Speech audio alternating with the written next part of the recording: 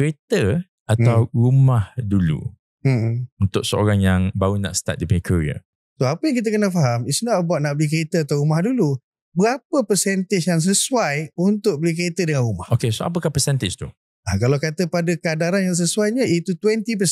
20% kalau kata untuk kereta. Untuk kereta. Gaji kita 20% maksimum. Gaji kita 20%. Untuk installment kereta. Okay, contohnya sebagai orang yang baru fresh grad, baru start kerja, tak boleh tahan nak beli kereta sendiri kan. Yalah, kalau kata duduk kat rumah, masih lagi dah duduk kat rumah keluarga tu nak kena pinjam kereta. So, berapakah percentage yang dalam kawalan kewangan kita?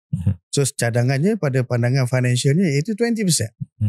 Kalau rumah pula Tuan Faiz, we are talking about, kalau kata kelayakan di mata bank, you can go up to 70%.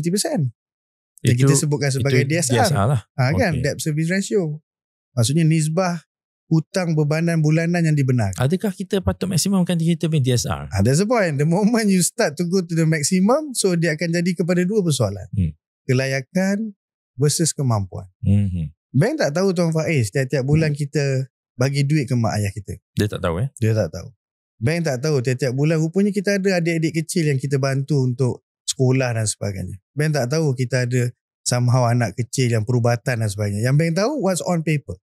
Malahan kalau tengok dari segi proses untuk permohonan pinjaman pun Tuan Faiz, betul-betul kita submit dokumen je.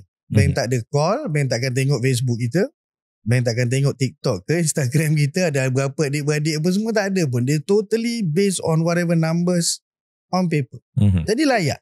Jadi persoalan layak ni di mata bank, persoalan mampu ni di mata kita.